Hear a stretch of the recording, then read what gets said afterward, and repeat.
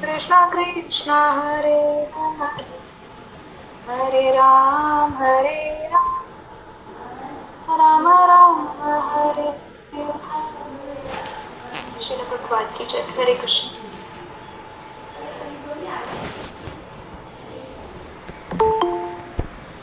हरे Krishna. Welcome everyone. ओम ज्ञानतिमिरान्धस्य ज्ञानाञ्जनशलाकया चक्षुरुन्मीलितं येन तस्मै श्रीगुरुवे नमः। श्रीचैतन्यमनोभीष्टं स्थापितं येन भूतले स्वयं रूपः कदा मह्यं ददाति स्वपदान्तिकं। नमो विष्णुपादाय कृष्णकृष्णाय भूतले श्रीमते भक्तिवेदान्तस्वामिनिति नामिने।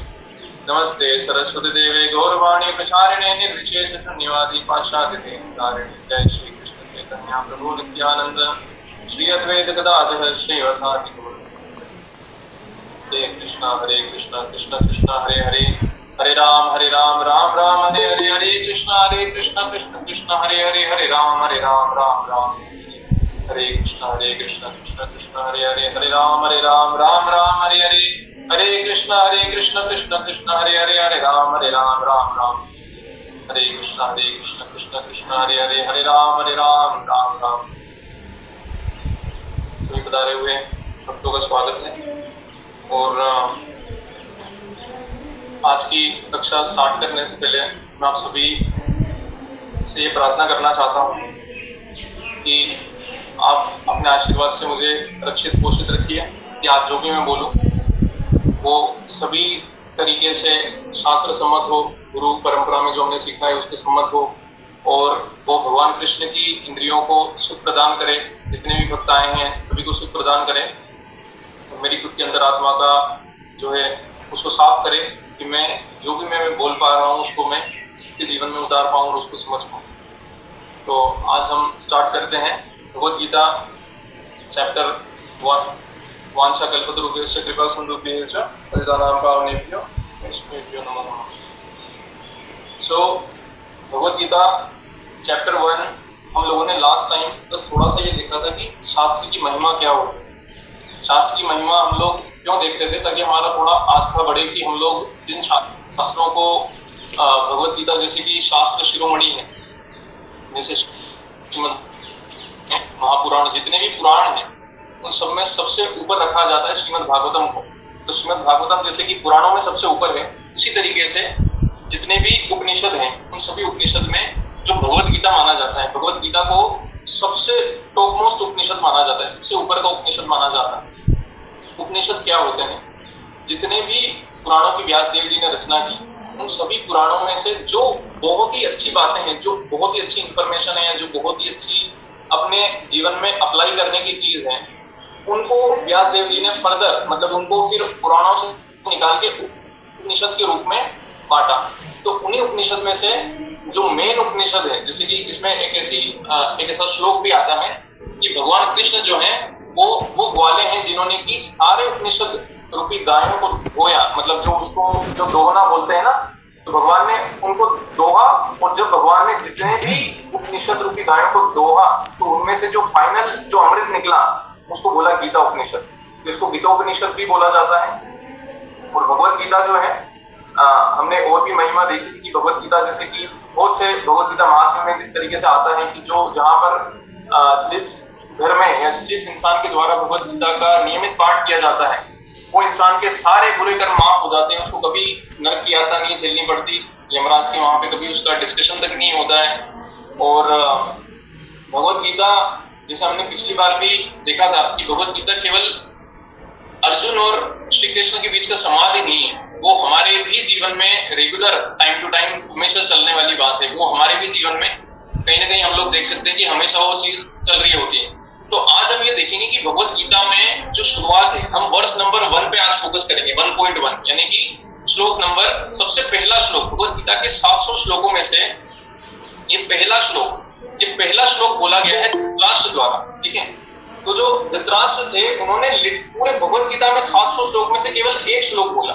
ठीक है, और उस एक श्लोक की क्या महत्वपूर्णता है वो आज हम देखेंगे कि वो श्लोक क्यों इतना महत्वपूर्ण है। बहुत से बार भक्त क्या करते हैं, पहला चैप्टर या जो पहला अध्याय भगवद गीता का उसको सोचते क्या रहे, तो क्या है, यहाँ तो कृष्ण भगवान ने बोलना भी शुरू भी नहीं किया है, तो हम लोग चलो दूसरे अध्याय पे जा सकते हैं वहां से, क्योंकि दूसरे अध्याय से श्री कृष्ण बोलना शुरू करते हैं, बहुत सी बार देखने में आता है कि भक्त लोग जो है उसको स्किप कर जाते हैं, पहले अध्याय को स्किप कर जाते हैं और दूसरे से शुरू करते हैं। लेकिन जब तक हमें ये नहीं पता चलेगा कि हमारे पास में समस्या क्या है, हमारे जीवन में समस्या क्या है, क्यों हम लोग आज परेशान हैं, क्यों हम लोग जो है भगवान के बताए हुए तरीके से चल नहीं पा रहे हैं, तब तो हम लोग जानेंगे कि भगवान बता रहे उसको हम अप्लाई करेंगे। जैसे बहुत सी बार बोला जाता है कि फ्री में किसी को ज्ञान नहीं देना चाहिए, जब तक सामने वाला आपके पास मदद मांगने ना आए, अगर आप उसको जाके कुछ समझाएंगे भी सही तो वो उसको ग्रहण नहीं करने वाला है। वो उसको क्या सोचेगा, ये बस मुझे फ्री का ज्ञान देने आ रहे हैं, तो वो उस इंसान उस हमारी जो बात है उसका मूल्य भी और कम हो जाएगा।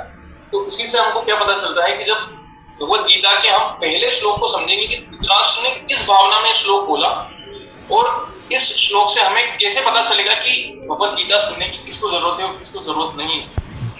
तो हम लोग ये देखते हैं, सबसे पहले हम शुरू करते हैं भगवत गीता के श्लोक का हम अर्थ देखेंगे। ठीक है, तो भगवत गीता श्लोक नंबर 1.1, धृतराष्ट्र उवाच, तो उवाच का मतलब होता है बोला, तो धृतराष्ट्र उवाच मतलब धृतराष्ट्र ने बोला। क्या बोला? धर्म क्षेत्रे कुरुक्षेत्रे समवेता युत्सवः मामका पांडवाश्चैव किम कुर्वत संजय।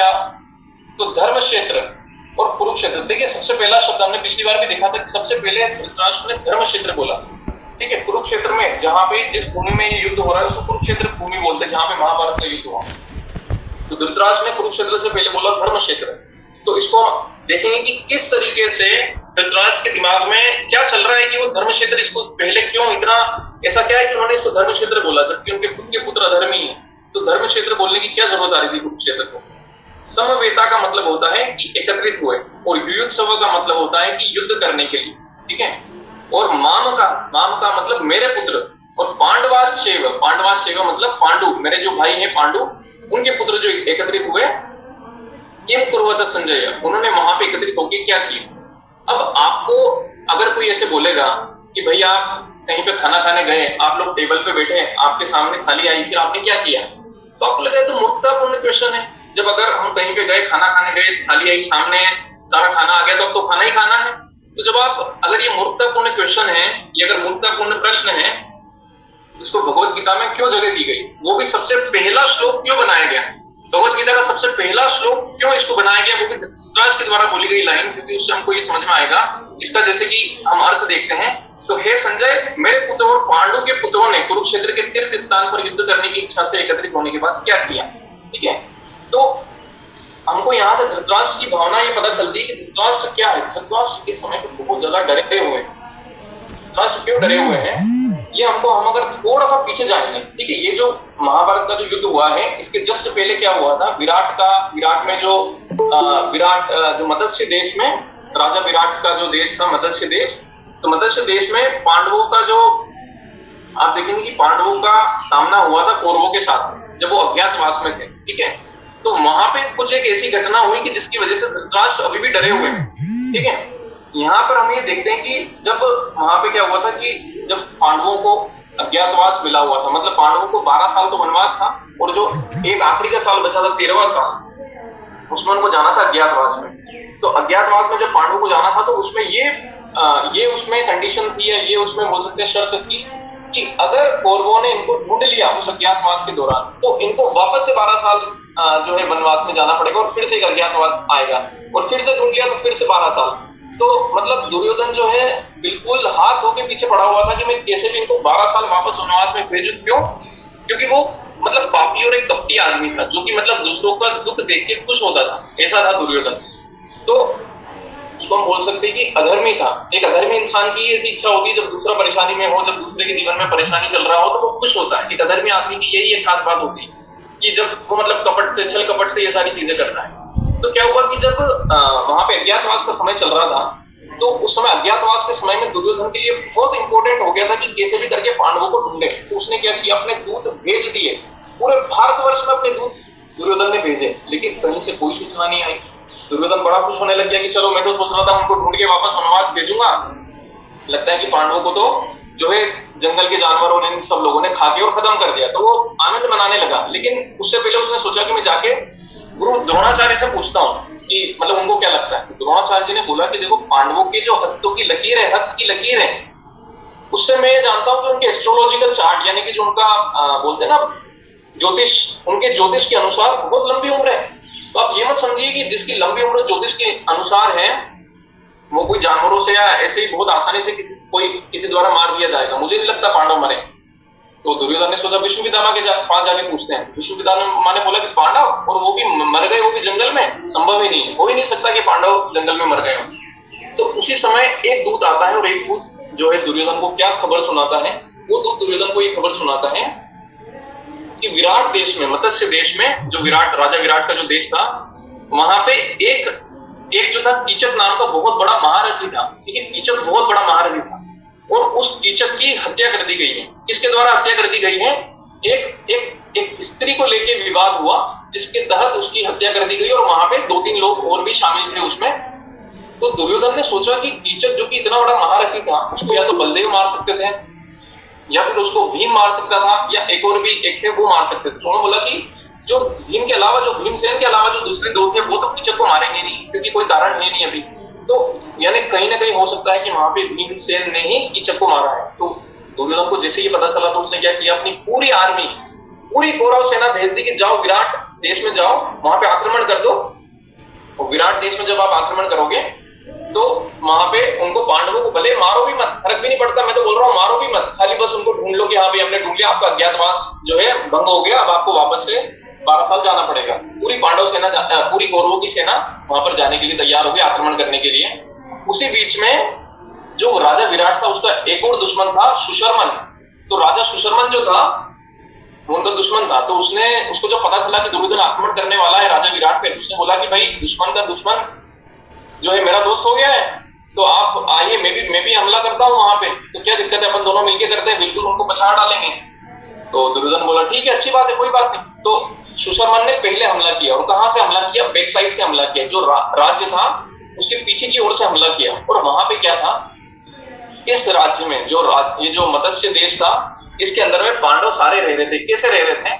जो नकुल और सहदेव थे, नकुल और सहदेव क्या गौशाला में ग्वाले बन के, एकदम जैसे गांव के ग्वाले होते हैं उस तरीके से गाय धोने का काम किया करते थे। जो मतलब अर्जुन था, अर्जुन उस समय यूनक बना हुआ था, यानी किन्नर बना हुआ था, और वो डांस टीचर बन गया था। क्यों? क्योंकि अगर आप सोचिए कि अगर 5 भाई और एक स्त्री साथ में दिखेगी तो पता चल जाएगा कि ये तो पांडव और जो है द्रौपदी है। तो सब लोग ऐसे बटे हुए थे। तो नकुल और सहदेव तो थे गौशाला में, और अर्जुन जो था वो एक डांस टीचर बना हुआ था, किन्नर डांस टीचर, जो कि वहां पे डांस वगैरह सिखाता था राज्य में।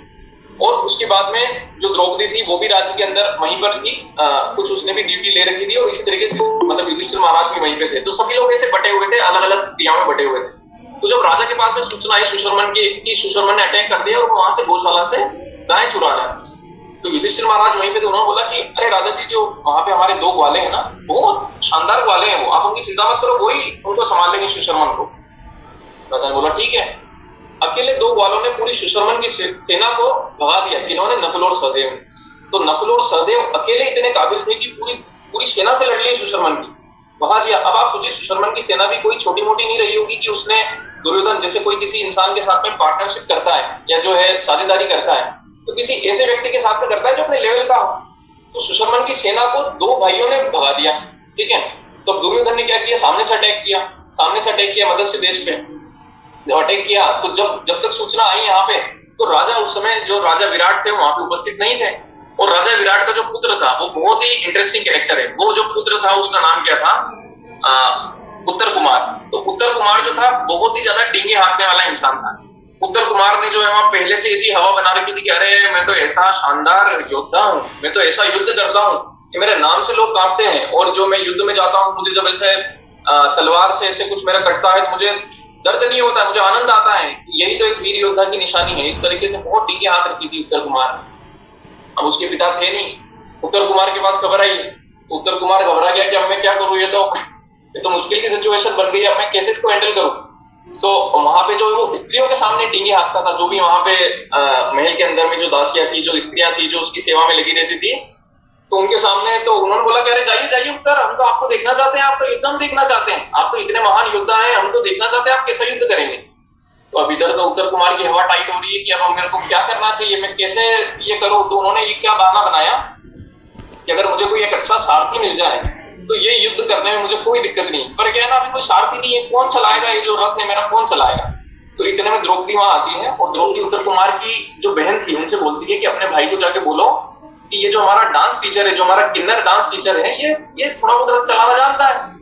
तो जो है उत्तर कुमार की बहन ने आके वहां पे बोला कि जो है ये जो डांस टीचर है हमारा ब्राह्मणल्ला, ये जो है जानता है रथ चलाना जानता है। तो अब उत्तर कुमार तो फंस गया और स्त्रियां पीछे पड़ गई उसके कि जाओ जाओ जाओ, आप तो युद्ध करो, अब तो हमको जरूरत भी है और हम देखना भी चाहते हैं। ठीक है भाई, उत्तर कुमार डरता डरता आया, रथ पे बैठा। रथ चला रहा था कौन? अर्जुन। अर्जुन जो कि किन्नर डांस टीचर बना हुआ था, अर्जुन रथ चला रहा था। तो अर्जुन रथ चलाता रहे, सामने विशाल काय सेना, इनकी सेना कौरवों की सेना, और उस सेना में कौन? उसमें भीष्म, उसमें द्रोणाचार्य, उसमें ये अपना जो कर्ण, सभी लोग थे, सभी लोग। इतनी विशाल काय सेना का जैसे उत्तर कुमार ने देखा, वो तो कूदा रथ पे से भागा पीछे। अब आप ये सीन इमेजिन करिए कि जो एक राज्य का, एक सामने सेना इतनी बड़ी युद्ध करने आई है और इस राज्य का राजकुमार पीछे दौड़ रहा है, वो भी रथ से उतर के। अर्जुन ने रथ रोका बीच में, वो भागा उसके पीछे, वो भी कैसे? एक किन्नर डांस टीचर पीछे भग रहा है ऐसे कपड़ों में। तो मतलब बहुत कॉमेडी सीन बन गया वहां पे, ये क्या हो रहा है। तो फिर वो उत्तर कुमार को रोकता है, तो उत्तर कुमार बोलता है कि देखो भाई मुझे जाने दो, मेरे को कुछ युद्ध वुद्ध लड़ना आता नहीं है, मैं तो ऐसे ही झूठ मूठ बोलता रहता था, ये तो मेरे आज परिस्थिति ऐसी फंस गई, मुझे आप भेज दिया गया, मैं नहीं लड़ सकता। तो जो यूनक था, यानी जो अर्जुन था, उसने बोला कि देखो मैं थोड़ा बहुत युद्ध लड़ना मैं जानता हूँ। तो उन्होंने बोला तुम युद्ध लड़ना जानते हो? कि हाँ थोड़ा बहुत मैंने ऐसे ही कभी सीखा था, जब तुम्हारे जैसे लोग मेरे पाले पड़ जाए तो फिर कभी कभी लड़ना भी पड़ता। तो बोला कि क्या करो? तो उसने बोला उत्तर कुमार तुम्हें रथ चलाना आता है? तो उत्तर कुमार ने बोला कि हाँ मैं चल के, नहीं मजाक नहीं करनी इस बार, सच बताओ रथ चलाना आता है? तो उत्तर कुमार बोलता है कि हाँ मेरे को आता है। बोला चलो ठीक है, तुम रथ चलाओ, मैं युद्ध करूंगा। तो अर्जुन ने बोला कि वो जो पेड़ दिख रहा है ना, उस पेड़ के पास ले चलो, मेरे हथियार मैंने वहां छिपा रखे। तो उसने बोला तुम्हारा हथियार? तो फिर अर्जुन बोलता है कि भाई तुम ले चलो वहां पे, उसके पास, उस पेड़ के पास में ले चलो। तो जब वो वहां पेड़ के पास में जाता है तो अर्जुन ने अपने गांडीव वहां पे छिपा रखा था। गांडीव कौन है? जो धनुष, अर्जुन का जो धनुष है, जो मतलब इतना दिव्य धनुष है, वो वहां पे उस पेड़ पे उन्होंने छिपा रखा था। अर्जुन उस पेड़ पे चढ़े, अकेले अर्जुन ने पूरी कौरवों की सेना को भगा दिया। अकेले अर्जुन ने, किसी और कोई पांडव साथ में भी नहीं आए, अकेले अर्जुन ने पूरी कौरवों की सेना, जिसमें भीष्म, द्रोण, कर्ण सब थे, वहां से राजा विराट के देश से भगा ही दिया। मतलब अर्जुन एक तीर छोड़ते थे, वो हजार तीरों में कन्वर्ट होकर जाता था। कौरवों की सेना ऐसी घबरा गई, भग गई उल्टे पैर। तो यहां से हमको क्या समझ में आता है कि ये जो था हमारे जो धृतराष्ट्र थे, इनको ये तो पता था ना कि भाई अकेला अर्जुन जब ये सब कर सकता है, मेरी पूरी सेना को, पूरी कौरव सेना को अकेला अर्जुन भगा सकता है, तो अब तो पूरे पांडव है। वहां पे तो भीमसेन है जिसके पास 10,000 आदियों का बल है। तो जब भीमसेन उनके साथ है, जब पूरे पांडव वहां पे हैं और सब कुछ है, नकुल सहदेव में इतनी ताकत थी कि सुशर्मन का पूरा जो है उसको भगा डाला। तो आज मेरे जो बेटे हैं, जो मेरे 100 पुत्र भी हैं, लेकिन अब वो युद्ध कहाँ पे हो रहा है? एक धर्म क्षेत्र में हो रहा है। क्योंकि बहुत पुरातन काल से ये जो कुरुक्षेत्र की जो जमीन थी, यहाँ पे धर्म अनुष्ठान किए जाते थे, बहुत बड़े बड़े यज्ञ किए जाते थे। तो धर्म क्षेत्र में, जैसे हम बोलते हैं ना कि धाम में जाके एक अलग ही एनर्जी आ जाती थी, इंसानों के पैरों में दम नहीं है, वो भी परिक्रमा कर लेते हैं, मतलब वहां पे थकान महसूस नहीं होती है। तो जब धर्म क्षेत्र में गए, और मेरे पुत्र तो सब अधर्मी हैं, वहां पे जाके पता नहीं कैसे क्या होगा, और उन्होंने क्या किया, तो इसलिए उन्होंने बोला धर्म क्षेत्र है कुरुक्षेत्र है। जैसे कि कभी क्रिकेट मैच चल रहा है ना, तो क्रिकेट मैच चल रहा है और क्रिकेट मैच के बीच में मान लो अगर बारिश वारिश आने का मौसम हो गया, कुछ हो गया, तो हम क्या पूछेंगे कि जहां वो जो बारिश वाला जो मौसम था, उसमें क्रिकेट मैच में पहुंचने के बाद टीम ने क्या किया। अगर नॉर्मल होता तो हम पूछते कि क्या हुआ, हम क्रिकेट मैच में गए हैं, प्लेयर्स तो खेलेंगे जाके, लेकिन क्योंकि बारिश का मौसम है तो बहुत बार बारिश की वजह से क्रिकेट का मैच रुक जाता है। तो यहाँ पे उसके दिमाग में ये डर चल रहा है कि जो हमें ये जो है धृतराष्ट्र के दिमाग में ये डर चल रहा है कि धर्म क्षेत्र में मेरे ये जो पुत्र हैं लड़ भी पाएंगे, नहीं लड़ पाएंगे, या दुर्योधन की जो है शक्ति या जो उसकी मनोबल है वो कम हो जाएगा क्योंकि वो अधर्मी है और ये धर्म क्षेत्र है, क्या होगा वहां पे जाके। ठीक है, तो इससे हमको समझ में आता है कि धृतराष्ट्र भले ही भगवत गीता सुन रहा है, लेकिन धृतराष्ट्र अभी भी, मतलब उनका जो भाव है ना, वो डरा हुआ भाव है, और वो अभी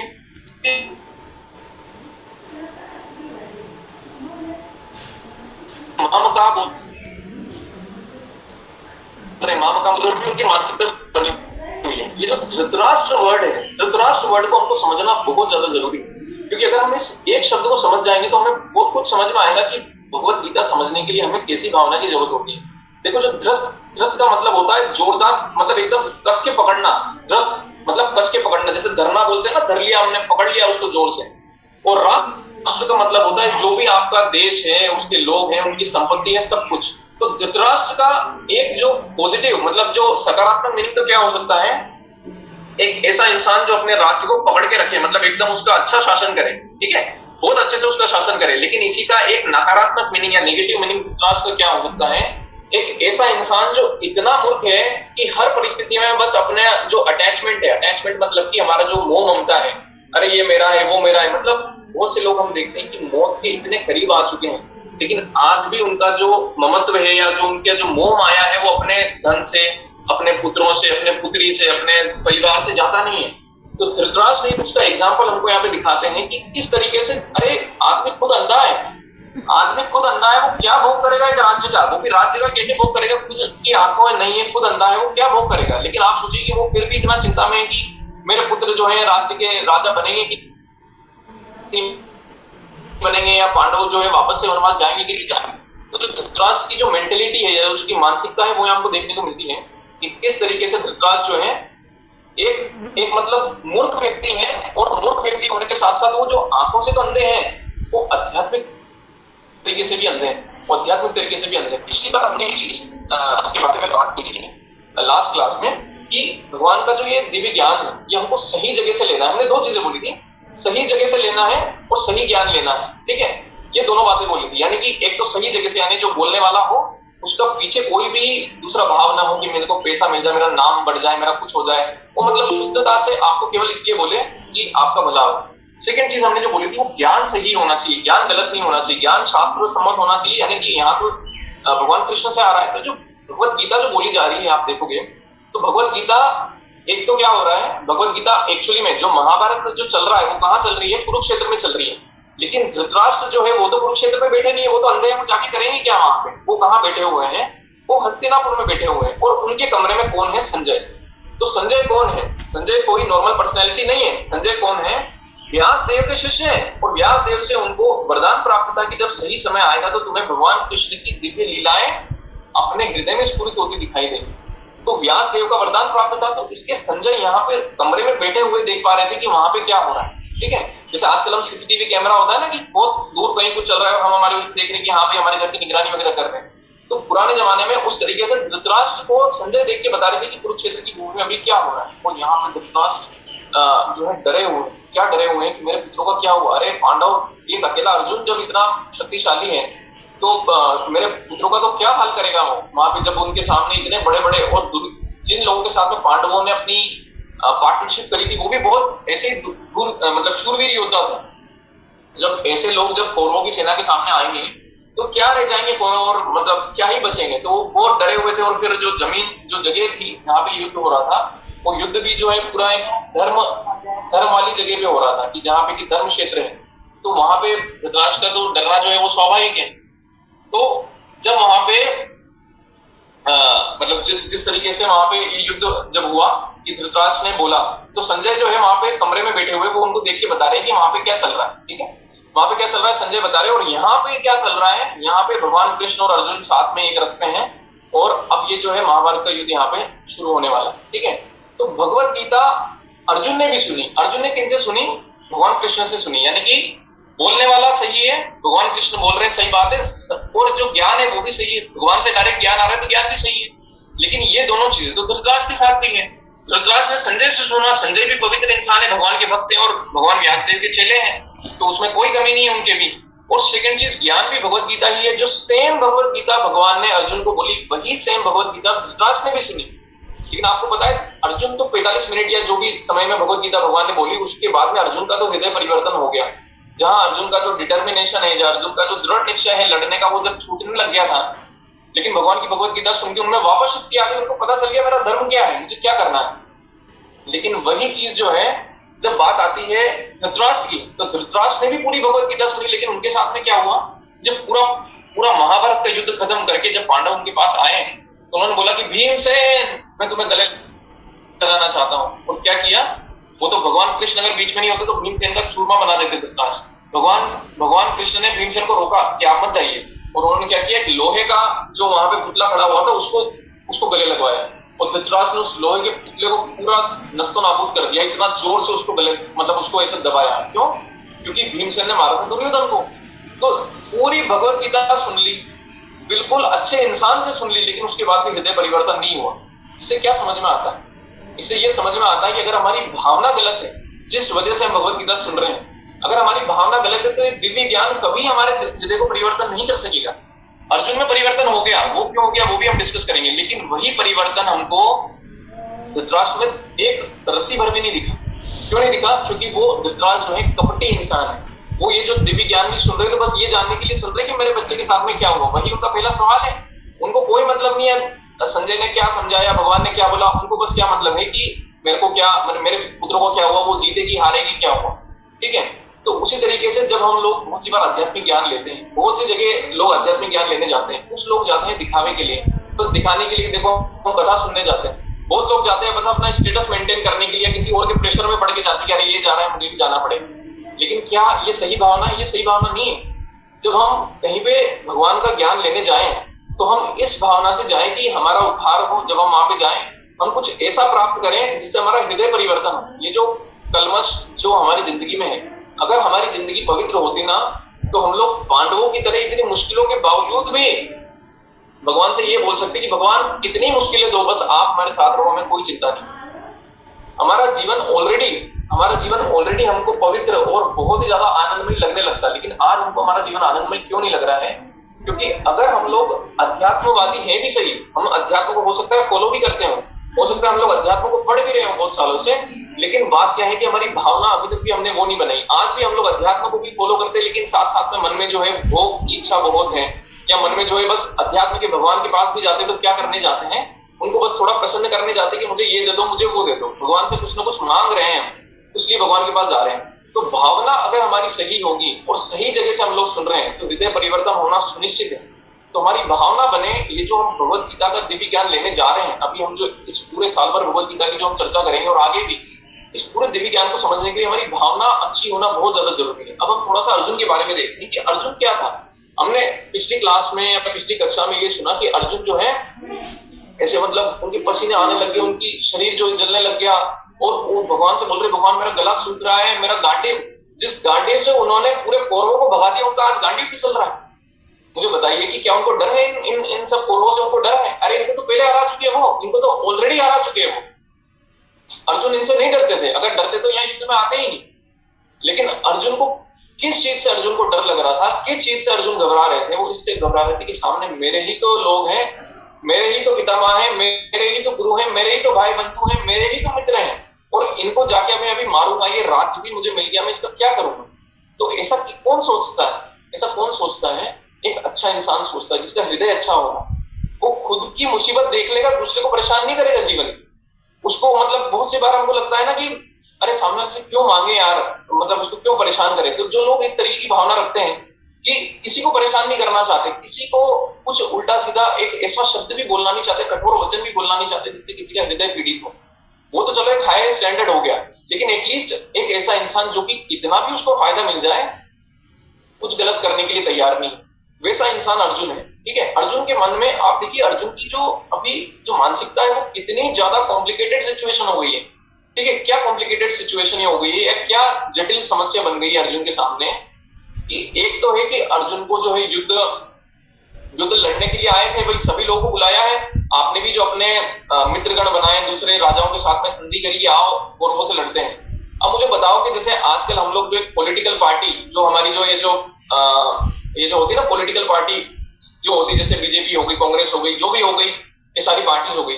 अगर मान लो कि एक ऑपोजिट पार्टी जीत गई तो फिर वो लोग क्या बोलते हैं कि इस पार्टी को जिसने दिया था ना पैसा, देखो अब उसकी हम बैंड बजाते हैं। कौन है वो बिजनेसमैन जिसने इसको दिया था, उसके ऊपर हम लीगल केस करते हैं, उसको हम फंसाते हैं, उसके ऊपर जो है सीबीआई की जांच फुकवाते हैं, कुछ ऐसा करते हैं। तो आप ये सोचिए कि अर्जुन यहाँ पे आ गया, दूसरे लोगों से दोस्ती भी कर ली, संधि भी कर ली कि चलो चलो कौरवों से लड़ रहे। वो तो इस चक्कर में आए ना कि यहाँ पे युद्ध होगा तो जो है पांडव जीतेंगे, तो हम लोग तो इनके साथ है तो हम लोग जीतेंगे। वो लोग ये थोड़ी सोच के आए कि अर्जुन जो है वहां पे फिसल जाएगा बीच में और हमें तो फिर वो कौरव तो हमारे पीछे पड़ जाएंगे कि ये तो पांचों भाई तो निकल लिए साइड से, और जो है तुम बड़े बन रहे थे, तुम तो कौरवों के साथ में आए थे लड़ने, मतलब पांडवों के साथ में, अब बताते हैं हम तुमको। तो आप बोलिए अर्जुन के दिमाग में चल रहा है कि मैं अगर ये युद्ध रोक दूं तो इनका क्या होगा, मैं अगर ये युद्ध रोक दूं तो क्या दुर्योधन मान जाएगा, अरे दुर्योधन तो पीछे से आके वार करके हमको सबको मार डालेगा।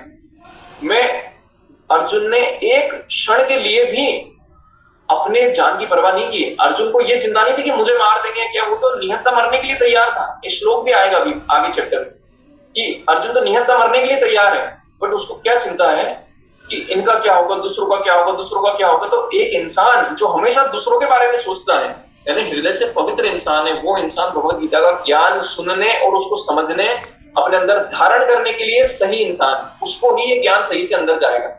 यानी कि आज अगर अपन छल कपट का सहारा लेते हैं अपने जीवन में, हम कुछ चोरी करते हैं, दूसरों के दिल को दुख पहुंचाते हैं, बिना एक बार भी ये सोचे कि सामने वाले को क्या लगेगा। अर्जुन ऐसे इंसान नहीं था, ना कोई पांडव ऐसे इंसान थे, कोई भी ऐसे नहीं थे वो लोग। तो अर्जुन को भगवान ने क्यों चुना भगवत गीता का ज्ञान देने के लिए, बिकॉज अर्जुन जैसे पवित्र थे। जब ऐसा पवित्र इंसान मिलता है और बोलने वाला एकदम प्रामाणिक इंसान हो, जैसे अर्जुन को तो भगवान बोल रहे हैं, लेकिन प्रामाणिक इंसान धृतराष्ट्र के पास भी थे, जहां खुद संजय बोल रहे हैं, लेकिन उसके बाद भी धृतराष्ट्र पे कोई फर्क नहीं पड़ा। यानी कि बड़े बड़े महाराज की आप कथा सुन लो, लेकिन अगर आपका हृदय पवित्र नहीं करने की इच्छा है आपकी, या आपके मन में छल कपट है, या आप किसी भी दूसरी भावना से वहां जाते हैं कि मैं तो बस इसलिए जा रहा हूँ दिखाने के लिए, या फिर मैं तो बस थोड़ा टाइम पास करने के लिए जा रहा हूँ, मुझे कोई मतलब नहीं इस ज्ञान से, तो वो ज्ञान जाके आपके हृदय को मतलब जो है परिवर्तन नहीं कर पाएगा। ठीक है, तो जो धृतराष्ट्र की जो सिचुएशन थी और अर्जुन की जो सिचुएशन थी, इतनी एकदम ऑपोजिट सिचुएशन है, एकदम विपरीत परिस्थितियां हैं।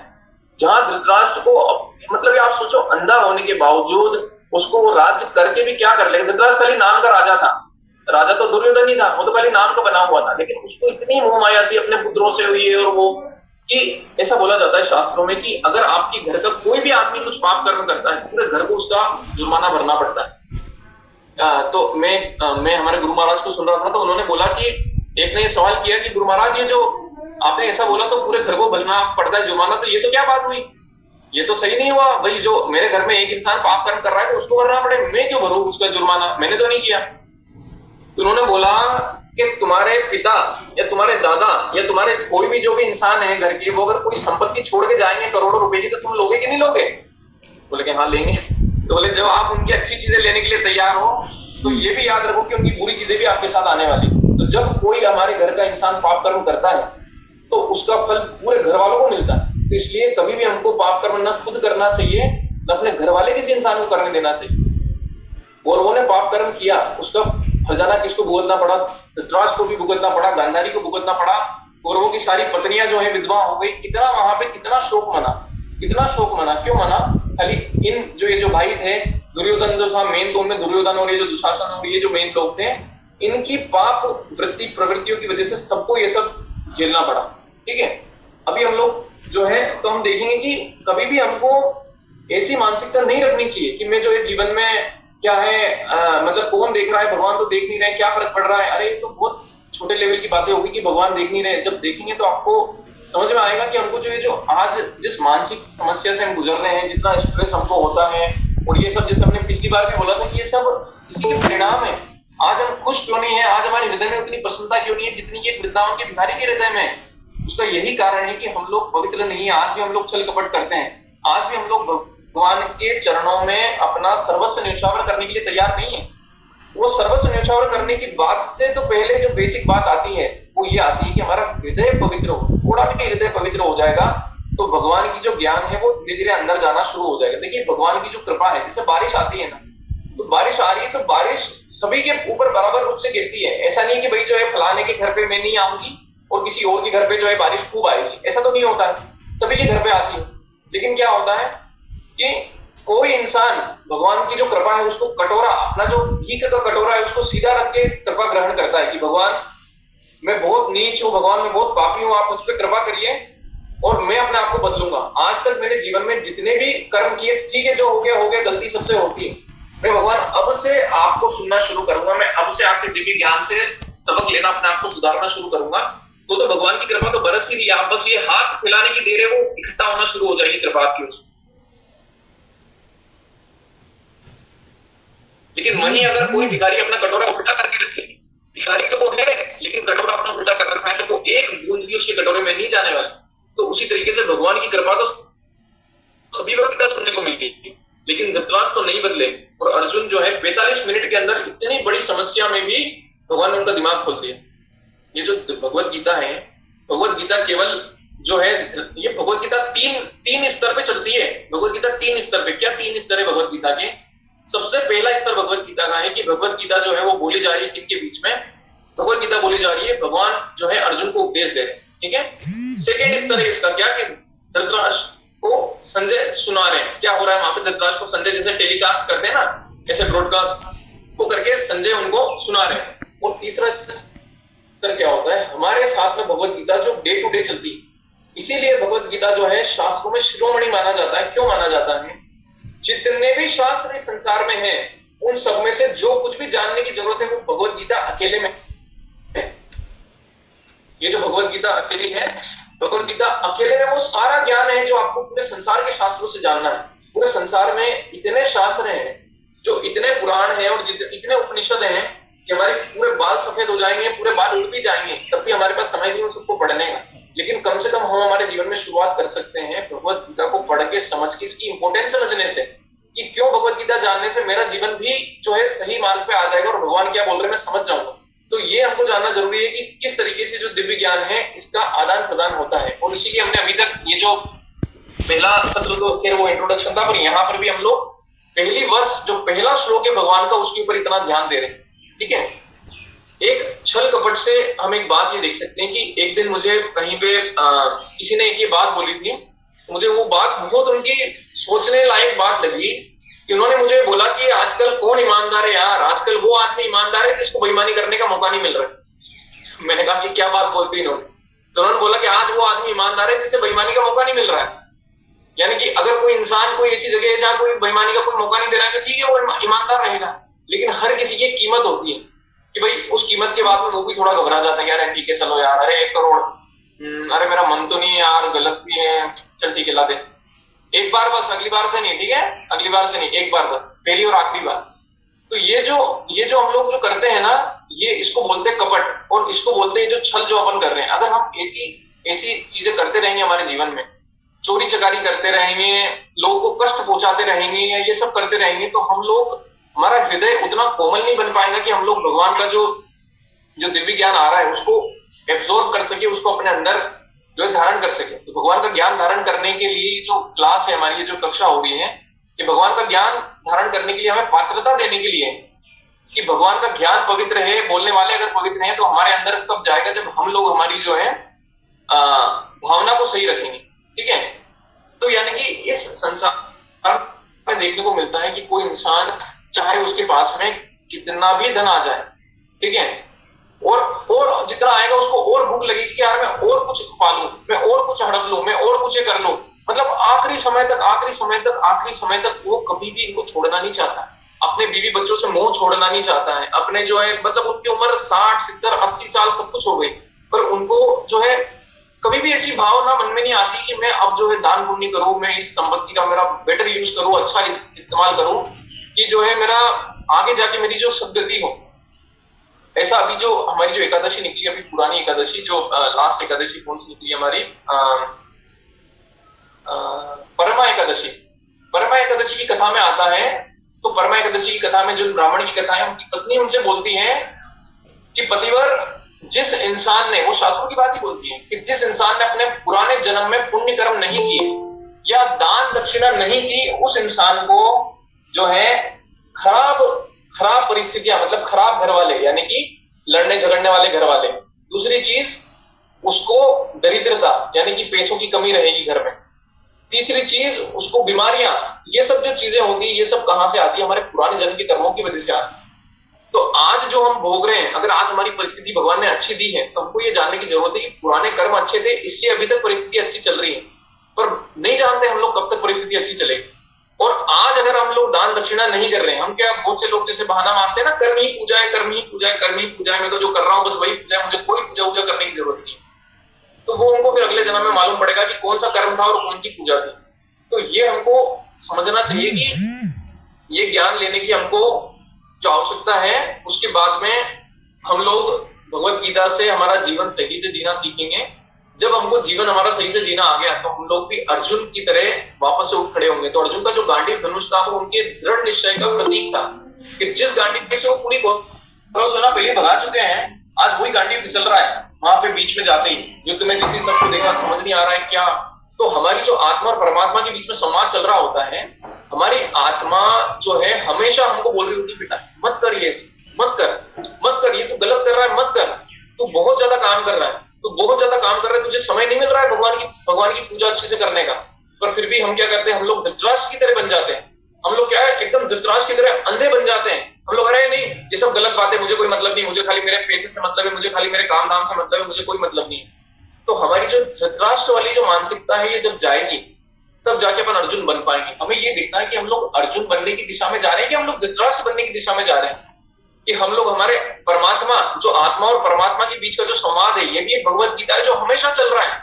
वो भगवत गीता तो भगवान ने 45 मिनट में वहां बोली, इसलिए बोली कि हम लोगों को ये समझ में आए कि भगवत गीता भगवान रोज बोल रहे, भगवान परमात्मा बन के क्यों बैठे हैं हृदय में, खाली ये नोट करने के लिए बैठे हैं क्या कि हमारे क्या अच्छे कर्म है क्या बुरे कर्म है? अरे वो इसलिए बैठे हैं कि हर जीवात्मा जब भी वो गलत कर्म करे तो मैं उसका हाथ पकड़ने की कोशिश करूंगी, बेटा रुक जा, मेरा पुत्र है तू रुक जा, मत कर, तो अपना जीवन बर्बाद कर रहा है तो मत कर।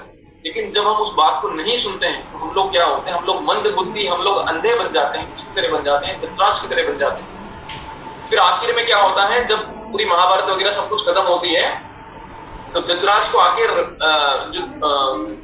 वो होते हैं हमारे क्या बोलते हैं, वो बहुत डांटते हैं, मैं नाम भूल रहा हूँ उनका, तो वो आखिरी में आके उनको डांटते हैं कि क्या तुमने अपना जीवन पूरा जो बर्बाद कर दिया इन सब में, और अब तुमको जो है वनवास जाना चाहिए। तो धृतराष्ट्र को एंड में समझ में आती है कि हाँ यार मैंने पूरा जीवन बर्बाद कर दिया।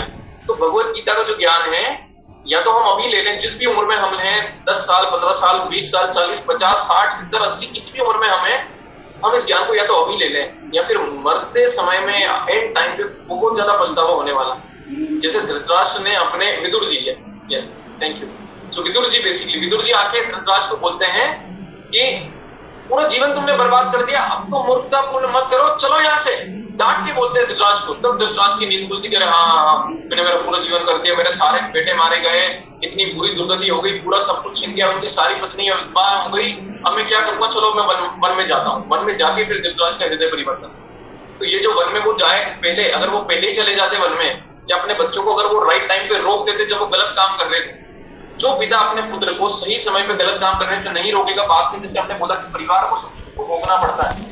आज आप गलत तरीके से पैसा कमा रहे हो, आज आप कुछ भी चीज करके कुछ गलत कर रहे हो, उसका परिणाम आपको और आपके पूरे परिवार को भोगना है। आने वाले समय में हो सकता है अभी नहीं, हो सकता है थोड़े समय बाद, कितने ही ऐसे घर हैं जो हमने बर्बाद होते हुए देखे हैं, हमारी खुद की आंखों से देखे हैं, केवल इसलिए देखे हैं कि गलत पैसा उनके घर में आता है। अगर मान लो किसी इंसान से जो है हम इंटरेस्ट वगैरह लेते हैं, जैसे कुछ धर्मों में तो ब्याज लेने को ही मना किया जाता है, क्योंकि ब्याज कौन लेता है, जिस इंसान को बेचारे को बहुत ज्यादा पैसों की आवश्यकता है, कोई इंसान खरीद लेता है ब्याज किसी से, और उस इंसान को ही हम लोग चूस रहे हैं, उसका खून चूस रहे हैं बहुत बुरी तरीके से। कैसे चूस रहे हैं, उल्टी सीधी ब्याज दरों से, 3 रुपए सैकड़ा, 4 रुपए सैकड़ा, 5 रुपए सैकड़ा। अरे वो बेचारा जिस चीज के लिए ब्याज लेता है वही बिक जाता है, उसका घर बिक जाता है, रोड पे लोग आ जाते हैं, बहुत बुरी तरीके से। तो क्या भगवान हमसे प्रसन्न होंगे ये सब देख के कि हम ऐसे कर्म कर रहे हैं, हम पैसे कर्म कर रहे हैं, क्या हमारे ऐसे कर्म देख के भगवान को थोड़ा भी ऐसा लगेगा कि यार ये लोग बहुत इंटेलिजेंट था यार, कितना शानदार ब्याज कमाया है, भगवान कभी नहीं बोले। और हमारी आत्मा हमको बोल रही होती है, लेकिन हम लोग सुनते नहीं है। हमारी आत्मा हमको हर समय ये बात बोल रही होती है, लेकिन क्या होता है जब हम सुनते नहीं है तो वो आवाज बहुत कम हो जाती है। भगवान की आवाज धीरे धीरे हमको सुनाई ही देनी बंद करने लगती है, हम बहरे और अंधे हो जाते हैं, धृतराष्ट्र की तरह अंधे हो जाते हैं, देख नहीं पाते हैं कि जो है हमारा जीवन में कर्तव्य क्या था, या हमको जो है क्या करने के लिए भगवान ने इस धरती पे भेजा था, क्यों हमको अच्छी परिस्थितियां दी। अरे जिस इंसान के जीवन में आज पैसों की बहुत ज्यादा कमी है, आप उनसे जाके बोलो, वो बेचारे को दिमाग में वो पैसे कमाने से ज्यादा कुछ सोच ही नहीं सकता। उसको दिन भर, उसको 2 रोटी वक्त की रोटी कमाने के लिए दिन भर मजदूरी करनी पड़ती है। आज जितने भी हम लोग यहाँ एकत्रित हुए हैं, भगवान ने हमको बेहतर परिस्थितियों में डाला। वो बेहतर परिस्थितियों में इसलिए नहीं डाला है कि हम लोग जो है बहुत जगह जाके इंजॉयमेंट करें, और जो है यहाँ पे घर में खूब आराम से खूब अच्छा बना के खाएं और खूब ऐशो आराम करें। भगवान ने हमको इसलिए डाला है कि इस परिस्थिति का उपयोग करके आप जो है जितना समय आपका पहले हो सकता है मेहनत मजदूरी में करते तो कुछ समय ही नहीं बचता जीवन में, अभी आपको मैं अच्छी परिस्थितियां दे रहा हूँ कि आप जाइए और भगवान की भक्ति में समय दीजिए। अगर आप भगवान की भक्ति में समय दोगे तो आपका जो है आगे अग्रसर होंगे, आप अच्छी जगह पे अग्रसर होंगे। इसीलिए तो पुण्य करने वालों को पुराने जन्म में दान दक्षिणा और पुण्य करने वालों को अच्छे घरों में जन्म मिलता है, जो नहीं करते उनको फिर उल्टे सीधे घरों में जन्म मिलता है। लेकिन भगवान का ज्ञान इतना शक्तिशाली है कि कोई भी इंसान किसी भी परिस्थिति में हो उसको वहां से उठा सकता है। भगवान का नाम, जैसे हमने बोला था कि अब हम लोग प्रैक्टिकल क्या करें, क्या ऐसी चीज करें, हमको आज तो समझ में आ नहीं रहा है कि हमारा जो ज्ञान अभी उतना पूर्ण नहीं है, तो हम लोग क्या किस चीज से शुरुआत कर सकते हैं? भगवान के नाम जपने से शुरुआत कर सकते हैं। यज्ञानाम जप यज्ञोस्मि, ये जो श्लोक है हम बार बार दोहराएंगे, क्यों दोहराएंगे? ताकि ये हमारे हृदय में चला जाए कि भगवान जप करने के लिए बोलते हैं, हमेशा जप करो। भगवान का नाम ऐसा नहीं है, भगवान का नाम ऐसा नहीं है कि हमको जो है कहीं माला लेके बैठना पड़ेगा। माला लेके बैठना चाहिए, वो हमारी आदत बनेगी, आने वाले समय में वो बनानी पड़ेगी हमको आदत, ताकि वो एक जो नियमित हमारा जो श्रृंखला है, जितने भी आचार्य हैं, आज जो वृंदावन हम लोग देखते हैं, जो षट गोस्वामी ने पूरा स्थापित किया चैतन्य महाप्रभु के आदेश पे, पूरे वृंदावन में लोग आपको माला लेके दिखेंगे, माला लेके घूमते दिखेंगे। क्यों दिखेंगे? अरे बड़े बड़े लोग हैं, ये बड़े बड़े बिजनेसमैन हैं जो अपना बिजनेस को बीच में रोक के एक महीने के लिए वहां पे आके रहते हैं, 7-7 8-8 दिन के लिए आके रहते हैं। क्यों रहते हैं? उनको पता है कि जीवन का लक्ष्य क्या है। वो लोग अगर पैसे भी कमाते हैं ना, करोड़ों रुपए भी कमाते हैं, तो ऐसा नहीं है कि वो जो भक्त होने के बाद करोड़ों रुपए कमाएगा तो के भोग विलास में खर्च करेगा। वो जो ये जो जितनी भी संपत्ति और जितना भी ये जो है, वो कहीं ना कहीं क्या सोचता है कि मैं कहाँ पे भगवान का मंदिर बनवा दूं, मैं कहाँ पे दान दक्षिणा करवा दूं, मैं कहाँ पे भगवान की कथा ऑर्गेनाइज करवा दूं, मैं कहाँ पे जो भक्तों को प्रसाद खिला दूं, मैं कहाँ पे जाके संकीर्तन पार्टी ऑर्गेनाइज करवा दूं। तो ये उनकी मानसिकता चल रही रहती है। पैसा कमाना गलत नहीं है, लेकिन पैसा कमाने के साथ साथ अगर हम हमारे जीवन को सफल ना बनाए तो वो सबसे बड़ी गलत बात है। जो हमारे घर में चारा देने आते हैं सुबह, उन्होंने मुझे आज बताया कि उनके अभी जैसे लास्ट 11 पे वो आए नहीं थे, तो हमने पूछा कि भाई आप 11 पे क्यों नहीं आए थे? तो उन्होंने बोला कि मेरे जो उनके जिया जी थे, उनके जिया जी की डेथ हो गई। मैंने बोला कि कितने बड़े थे? तो उन्होंने बोला कि उनकी उम्र मात्र 50 साल थी। उनका डेथ कैसे हो गई? कोई बीमारी थी? बोल रहा है कि इन्होंने न तो जीवन में कभी कोई विमल गुप्ता कभी खाया, न उन्होंने जीवन में कभी दारू पी, न कभी उन्होंने मांस मदिरा, कभी कुछ किसी चीज का सेवन नहीं किया उन्होंने, और रात में खाली दाल बाटी खा के सोए। गांव के इंसान थे, सब कुछ करते थे, खेती वगैरह सब करते थे, मेहनत मजदूरी, और एकदम फिट इंसान थे। रात में दाल बाटी खा के सोए, सुबह 5 बजे बेटी उठारी, क्योंकि 4 बजे उठते थे पापा, बेटी उठारी, पापा पापा, पापा तो उठे ही नहीं, पापा तो कुछ ज्यादा ही ऊपर उठ गए, तो जगह ही नहीं उनके पापा। तो उन्होंने बोला कि मतलब बस ऐसा हो गया, तो वो आ ही नहीं पाए उस दिन चारा देने 11 के दिन। तो मतलब आजकल के जीवन में हम खुद हमारे आसपास कितने उदाहरण ऐसे देख चुके हैं या देख भी रहे हैं कि कुछ उम्र नहीं बच रही है आजकल। जो हृदयघात, जिसको हार्ट अटैक बोलते हैं, कोई उम्र नहीं बच रही, कभी भी आ सकता है, किसी को भी आ सकता है, स्वस्थ इंसान को भी आ सकता है। बड़े बड़े बॉक्सर जो कि लोगों को ट्रेनिंग दिलाते हैं अकेडमी में, ये वो सब कुछ करते हैं, सबको जो अपना वो था सिद्धार्थ करके कुछ था ना, जो कि बिग बॉस में भी गया था, कितना पॉपुलर था, क्या कमी थी उसके बाद में, हार्ट अटैक से निकल गया।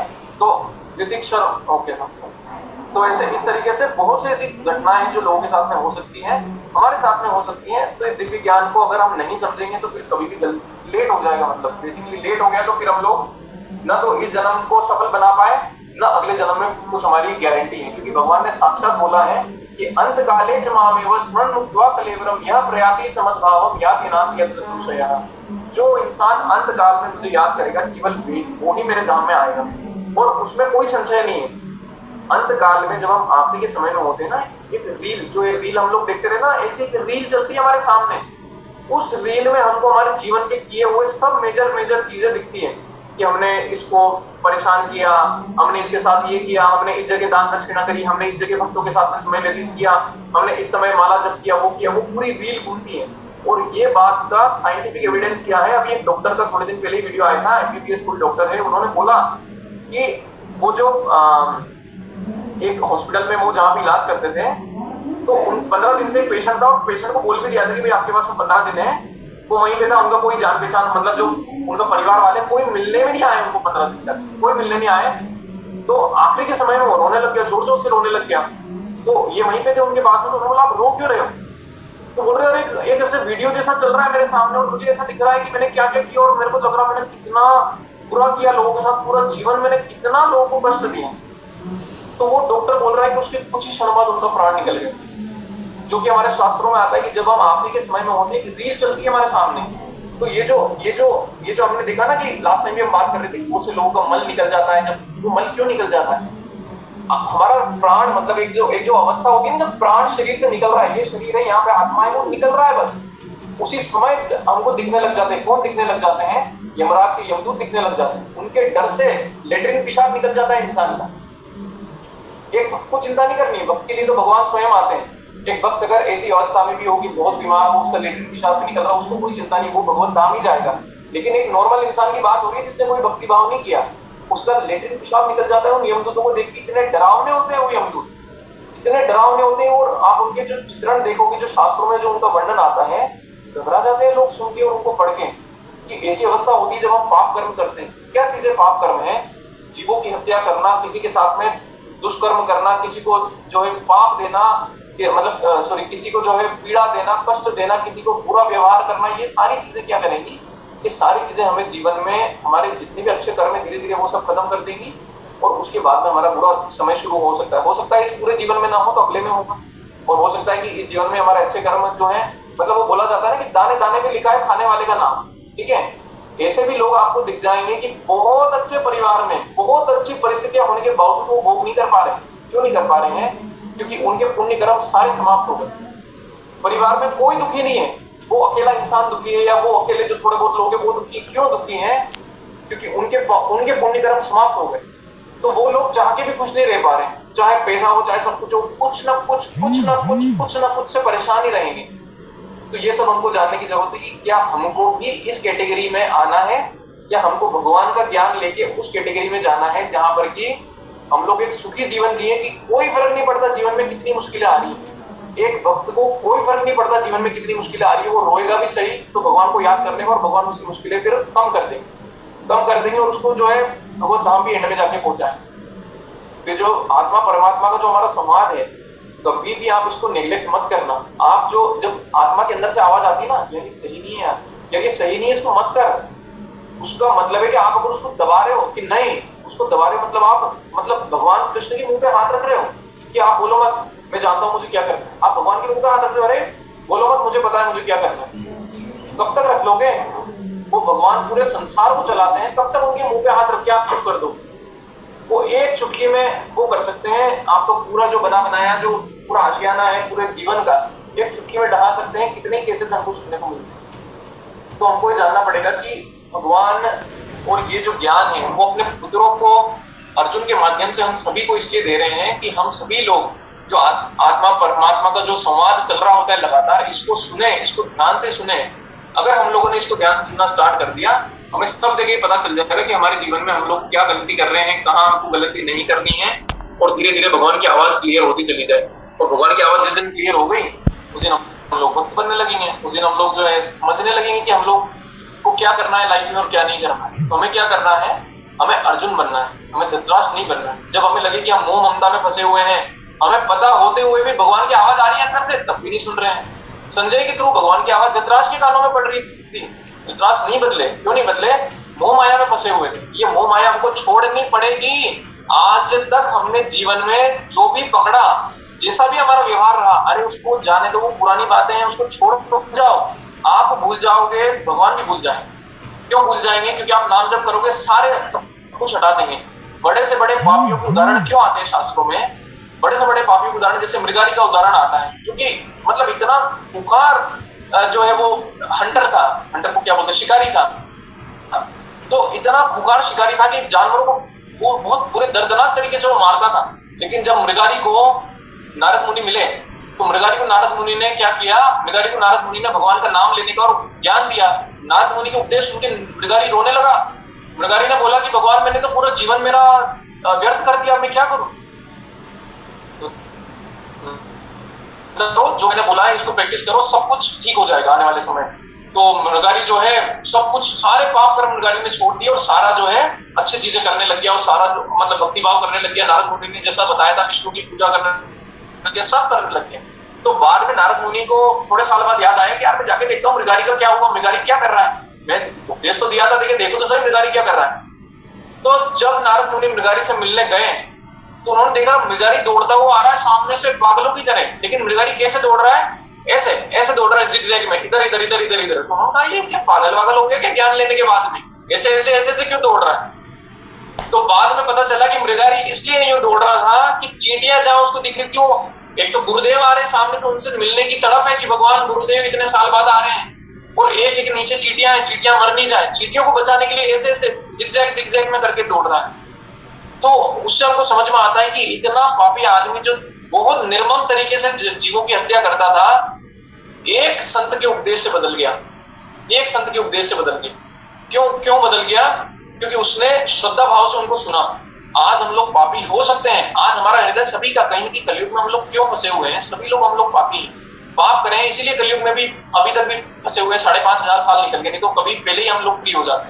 लेकिन अभी ये जो फाइनल चल रहा है ना, लास्ट सेल चल रही है, लास्ट सेल जिसे बोलते हैं ना कि भाई अब आखिरी का समय चल रहा है।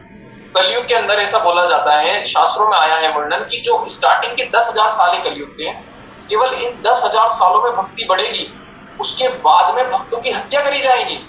जो भक्ति करेगा उसको नाम तक नहीं लेना दिया जाएगा। ऐसा काल पहले भी आ चुका है, जब हम लोग जो है जब भगवान के नाम लेते थे उन लोगों को सरेआम मारा जाता था। जो हरिदास ठाकुर की कहानी है, उनको सरेआम मारा, इतने कोड़े 24 मार्केट 21 मार्केट प्लेस में उनको कोड़े मारे, तब भी उन्होंने भगवान का नाम लेना बंद नहीं किया। तो हमको क्या समझना है कि जो कलयुग है 5,500 साल और बचे हैं, अगर हमने अच्छे कुछ कर्म करे होंगे तब जाके अगला जीवन मनुष्य का मिलेगा। और अगर अगला जीवन मनुष्य का मिला तो उसमें भगवान जाने हमारा बुद्धि चली कि नहीं चली कि हमको भक्ति करनी है नहीं करनी। इस जन्म में तो भगवान ने बता दिया ना कि भक्ति करनी है, ये करने से ही आपका जीवन सफल होगा। ये तो कोई फर्क नहीं पड़ता कितना पैसा कमा लो, कहीं ना कहीं वो पैसा बीमारियों में लग जाएगा, परिवार वाले हमेशा दुखी रहेंगे उसमें लग जाएगा, आपका मेंटल स्ट्रेस बन जाएगा, आप पागल हो जाओगे, उसको उपभोग ही नहीं कर पाओगे। भगवान क्या बोल रहे हैं कि ये ज्ञान, ये जो परिस्थितियां हैं, ये तो सभी के साथ कुछ ना कुछ ऊपर नीचे चलता रहता है। इसीलिए बोला जाता है ना कि भगवान में और शास्त्रों में भगवान बहुत बार इस चीज को बहुत ज्यादा वजन देते हैं कि समरूपेण रहना चाहिए, ना तो खुशी में ज्यादा खुश होना, ना दुख में ज्यादा दुख होना। कौन रह सकता है ऐसे? साधु रह सकते हैं, साधु संत रह सकते हैं, और जो भक्त होते हैं भगवान के दृढ़ भक्त होते हैं वो रह सकते हैं। वही तो दिख रहा है हमको पांडवों के जीवन में। हमेशा इतनी मुश्किल सिचुएशन में भी अर्जुन दूसरों के बारे में सोच रहे हैं, खुद के बारे में नहीं सोच रहे कि मेरा क्या होगा। कुछ परवाह नहीं है अपने भाइयों के, अपने सामने वाले कौरवों के जो उनको मारने आए हैं उनके बारे में सोच रहे हैं। बाद में क्या होगा बहुत कुछ, अभी इस अध्याय में जब हम आगे बढ़ेंगे तो और डिटेल में जाके देखेंगे कि अर्जुन ने क्या क्या डर आए उनके मन में, किस किस तरीके के डर आए। ये तो पहला श्लोक जो था इसलिए बहुत जरूरी था कि हमारा हृदय थोड़ा सा सॉफ्ट कर पाए, या हमें थोड़ा ऐसा एहसास दिला पाए कि हम लोग अगर नहीं इस बात को समझे कि भगवान का ज्ञान क्यों लेना है, तो हम लोग खाली दिखावे के लिए आएंगे, या हम लोग खाली बस ये अपने आप को खुश करने के लिए, हाँ ठीक है मैं भी जाके किसी कथा में जाके बैठा, उसका कोई मतलब नहीं होगा। भगवान की कथा में अगर हम लोग आ रहे हैं तो हमारा हृदय, हमको खुद को भी मेहनत करनी पड़ेगी।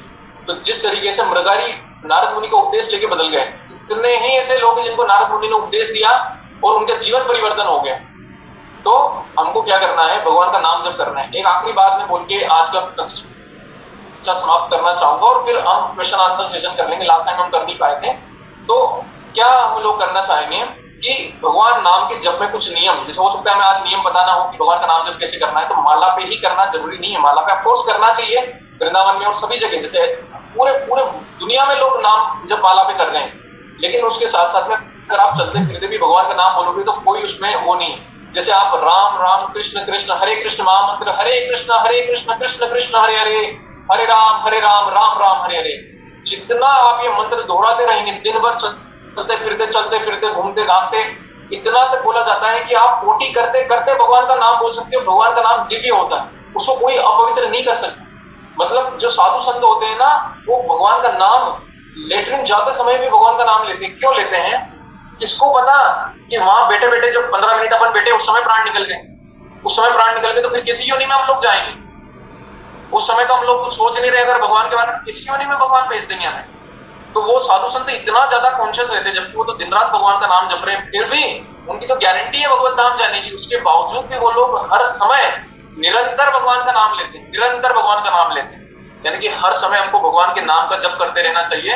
हमारा हृदय पवित्र होगा, भगवत गीता का ज्ञान हमारे अंदर जाएगा। मतलब ऐसा बोला जाता है कि अगर कोई इंसान भगवान नाम का जप इतना कर ले, ये जो ज्ञान हम भगवत गीता में डिस्कस करेंगे, ये सारा ज्ञान अपने आप ही उसके अंदर आने लगेगा।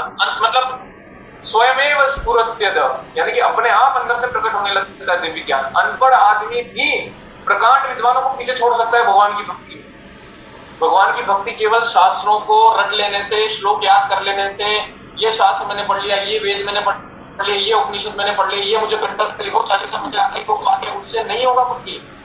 ये इस चीज की बात नहीं है। भगवान किसी के साथ पक्षपात नहीं करेंगे कि कोई इंसान जो है गरीब परिवार में पैदा हुआ, उसको जो है अच्छी परिस्थितियां नहीं मिली ज्ञानी बनने की या इंटेलिजेंस लेने की, तो वो भगवत नाम नहीं जाएगा। मतलब ऐसा नहीं है। भगवान तो हर किसी को भगवत नाम भेजने के लिए तैयार है। उनका नाम तो कितना सरल है, कितना मधुर है। आप जब भगवान का नाम लेना शुरू करेंगे, शुरू में आपको हो सकता है थोड़ा मुश्किल आया है, थोड़ा लगेगी, थोड़ी डिफिकल्टी हो रही है। क्यों? कि हमारी पाप कर्म है जो उनको भगवान का नाम हमारी जीवा, ऐसे हम लोग बातें कर लेंगे तो कर लेंगे, कोई हमको दिक्कत नहीं है। थोड़ा थकने लग गया यार, वो अभी होगा, शुरू में थोड़े कुछ महीने होगा, थोड़े कुछ महीने ही होगा वो। उसके बाद में आपको लगेगा भगवान नाम ऑटोमेटिकली मुंह पे आने लग गया है। अपने आप आपकी ऐसी भावना करने लगी कि मैं भगवान का नाम जपता रहूं, दिन भर भगवान का नाम जपता रहूं, जो भी कार्य कर रहे भगवान का नाम चलने दीजिए। कितने लोग हैं जो कि अपने कार्य के समय करते रहते भगवान का नाम, क्योंकि अब सारे कार्य हम इस जीवन में भगवान ने भेजा है, तो सारे कार्य करने तो करने ही पड़ेंगे। उसके साथ साथ में भगवान के जो नाम है चलते रहेंगे साथ में, तो उससे क्या होगा, हमारा हृदय परिवर्तन होने लगेगा। भगवान जो है ये बोलते हैं शास्त्र में, मैंने अपने जो सीनियर है उनसे सुना है कि आज हम लोग ये कंप्लेन कर सकते हैं या ये हम बोल सकते हैं कि भगवान ने मुझे अच्छी परिस्थितियां नहीं दी, जिसकी वजह से मैं भक्ति नहीं कर पा रहा हूँ। भगवान अगर मुझे थोड़ी बढ़िया परिस्थिति देते ना, अगर आज मेरी बेटी स्वस्थ होती, मेरा बेटा स्वस्थ होता या मैं स्वस्थ होता, तो मैं ज्यादा भक्ति करता। अरे आप एक बार जिस भी परिस्थिति में हो उसका सदुपयोग करके दिखा दो भगवान को। वो तो बेटे ही हैं भक्ति देने के लिए। वो तो परमात्मा रूप में जब आगे बैठे हैं, दिन भर बात कर रहे हैं हमसे, तो उनको क्या आपकी परिस्थितियां ठीक नहीं कर सकते? आपकी सारी परिस्थितियां ठीक कर देंगे, लेकिन कब करेंगे? जब वो देखेंगे कि सामने वाला इंसान इंटरेस्टेड है। जो भी आपकी परिस्थिति हो, जितनी बुरी से बुरी आपकी जॉब हो, जितना बुरा से बुरा आपका बॉस हो, भगवान नाम लेना शुरू कर दीजिए। आप देखेंगे कि बॉस का भी ट्रांसफर हो जाएगा, नहीं तो आप कहीं और ट्रांसफर हो जाएगा। कुछ भी परिस्थिति ऐसी बन जाएगी, आपकी बुरी से बुरी परिस्थितियां ठीक हो जाएंगी और भगवान नाम लेने का आपको समय मिलेगा, भगवान नाम लेने का आपका मन करेगा।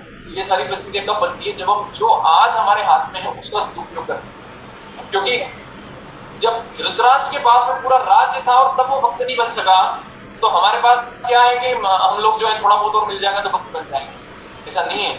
कुछ मिलने से, भौतिक सामान मिलने से, भौतिक चीजें मिलने से, कोई आनंद उठा लेने से करके मैं जो है ये नहीं होने की वजह से आज भक्ति नहीं कर पा रहा हूँ, स्वास्थ्य ठीक नहीं है इसलिए भक्ति नहीं कर पा रहा हूँ, कुछ मैटर नहीं करता।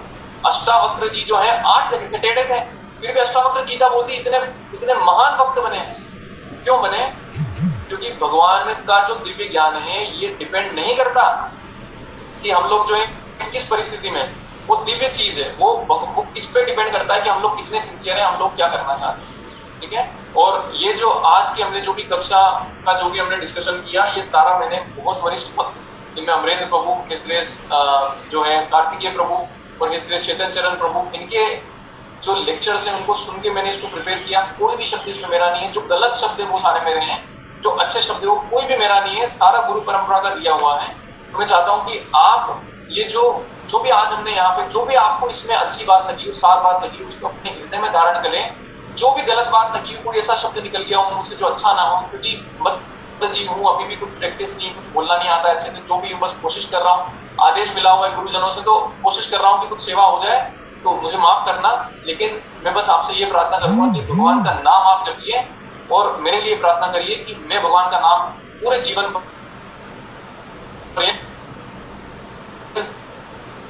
उसी और अपने जीवन को भी सार्थक कर सकूं, और जो है कभी किसी का दिल नहीं दिखाऊं, कभी किसी को परेशान नहीं करूं अपने जीवन में। वांछा कल्पतरुभ्यश्च कृपा सिन्धुभ्यश्च पतितानां पावनेभ्यो वैष्णवेभ्यो नमो नमः। नाउ जिस किसी को भी कोई भी प्रश्न हो आप पूछ सकते हैं। जहाँ भी मैंने कुछ सुना होगा, अगर मैं उसका उत्तर मुझे पता होगा तो मैं आपको बताऊंगा, नहीं तो अगली क्लास में पूछ के बताऊंगा। कोई आपका कोई प्रश्न हो यहाँ पे जो उपस्थित है, या आप कुछ बोलना चाहें? हाँ आयुष। हाँ, मेरा तो यही प्रश्न है कि आपने कहा कि मोह माया में नहीं फंसना है ना?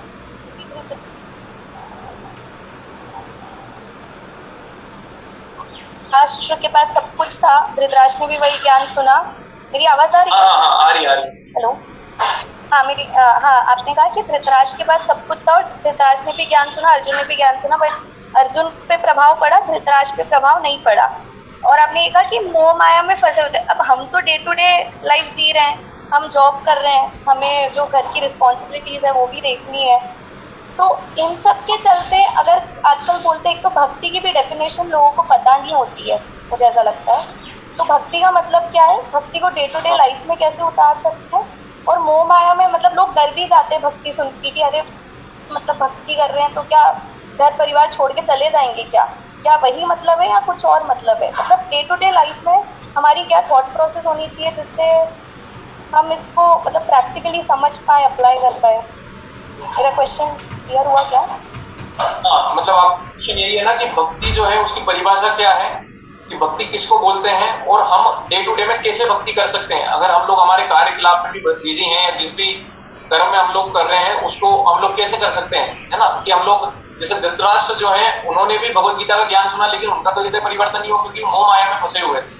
तो आपने ये सवाल किया कि मोह माया में तो हम लोग भी फंसे हुए हैं किसी न किसी तरीके से, और वो हम तो निकल भी नहीं सकते ना वहां से, ऐसे कैसे निकल जाए। आपने बोला कि अगर हम निकल नहीं सकते तो हम लोग कैसे करें, ठीक है। तो भक्ति की जो है ना स्तर होते हैं, बहुत सारे भक्ति के स्तर होते हैं, ठीक है। भक्ति का जो एक सबसे निम्न स्तर होता है, फिर उससे थोड़ा मध्यम स्तर होता है, फिर उच्च स्तर होता है, ठीक है। अगर हम 3 स्तर में भक्ति को डिवाइड करें तो सबसे निम्न स्तर पे भक्ति की परिभाषा जो है वो थोड़ी अलग होती है मध्यम स्तर से, और उच्चतम स्तर से और भी अलग होती है, ठीक है।